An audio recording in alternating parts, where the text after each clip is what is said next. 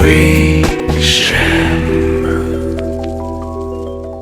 L'homme étant un mode fini, une manière finie d'exister.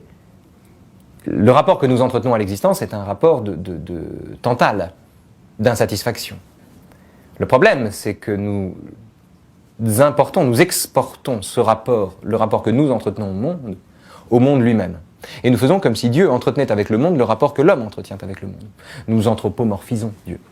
Et de là, toutes les illusions, à commencer la première d'entre elles étant l'illusion de la finalité divine, comme si Dieu poursuivait un but en créant la nature. Et que, interprétant le monde à l'aune de nos propres besoins, eh bien, qu'est-ce qu'on fait? On s'imagine un Dieu jaloux, auquel il faudrait adresser des récompenses, etc. Aimer Dieu, du point de vue de Spinoza, ça n'est pas faire effort pour que Dieu nous aime en retour. Parce que celui qui fait effort pour que Dieu l'aime en retour spécule sur l'intérêt qu'il y aurait à se faire aimer par Dieu. Et de ce point de vue, évidemment, c'est une vertu qui, en elle-même, le jour où elle découvre qu'il n'y a pas de récompense, se deviendra immédiatement vicieuse. Et c'est extraordinaire, ce double plan. À quel point faut-il être un humaniste fabuleux pour humilier l'homme à ce point, pour rappeler à ce point, remettre à ce point l'homme à sa place, c'est-à-dire pas au centre. Spinoza n'a rien contre la Bible, il dit que ça n'est pas une théorie de la connaissance. Il dit que c'est pas une théorie de la connaissance. Et en un sens, disant cela, il la préserve de la grille, de la froideur d'un appareil critique ou d'un appareil gnoséologique qui viendrait dépouiller la Bible ou démontrer. Franchement, il n'y a pas plus bête que la personne qui veut démontrer à l'homme de foi que Jésus n'a pas pu marcher sur l'eau. Tout le monde sait que Jésus n'a pas pu marcher sur l'eau. Vous voulez?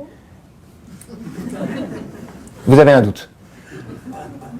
Le Christ, aux yeux de Spinoza, figure l'idéal d'une connaissance achevée, en fait. Voilà, c'est-à-dire qu'il se sert du Christ comme... le Christ est celui qui... C'est vraiment le philosophe par excellence pour Spinoza.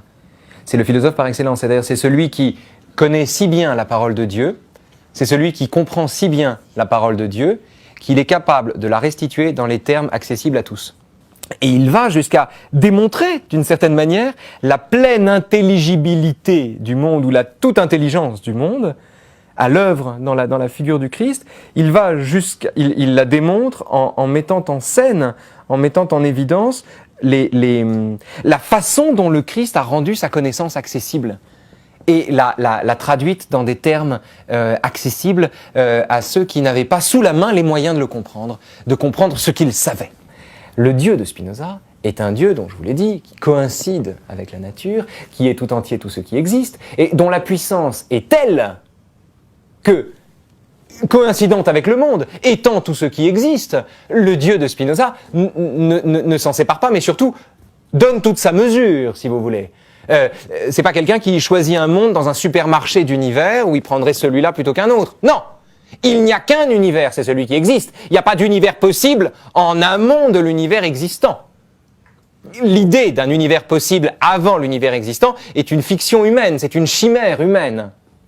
De la même façon que la question de savoir pourquoi il y a quelque chose plutôt que rien est une façon de présumer qu'il n'y avait rien avant que quelque chose existe. Là encore, c'est une représentation humaine des choses. Il n'y a pas de Dieu, il n'y a pas de monde avant le monde. Et pour Spinoza et pour le Dieu de Spinoza, c'est un Dieu qui est tout entier tout ce qui est et qui est à cet égard tout entier tout ce qu'il est. Ça veut dire que le Dieu de Spinoza est un Dieu qui débouche sur un monde qui nous est étranger et qui en lui-même n'a pas de sens. Vous êtes né par hasard dans un monde qui s'en fout. Et vous allez mourir. Et ça ne changera rien. Et c'est pas très grave, d'ailleurs, puisque la vie ne s'arrête pas à la vôtre, ni à la mienne d'ailleurs.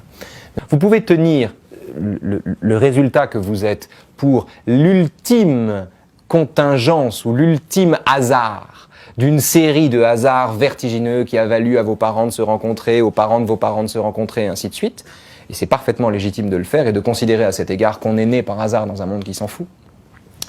Mais vous pouvez également considérer tout simplement que ce qui a été ne pouvant pas ne pas avoir été, il est parfaitement nécessaire que les choses soient ce qu'elles sont et qu'à cet égard, rien n'est plus nécessaire que le fait que vous existiez. Et que la date de votre naissance est en un sens au moins aussi nécessaire que 2 et 2 font 4. Et qu'il n'y a pas de distinction à faire. Leibniz distingue les vérités éternelles et les vérités de fait. Spinoza, au fond, ne les distingue pas. Et il me semble qu'il y a là quelque chose d'essentiel à comprendre, c'est que, en réalité, l'expérience de la plus haute nécessité est également l'expérience, un monde, le monde de Spinoza, qui est un monde intégralement explicable, où tout est connaissable. Tout peut être connu, puisque tout ce qui existe possédant une cause, ou plutôt étant lui-même l'effet d'une cause, peut être connu. Ce monde-là, ce monde où tout est explicable, est un monde qui, par conséquent, reste non pas un mystère, puisque ce mot-là n'a plus lieu d'être ici, mais une énigme.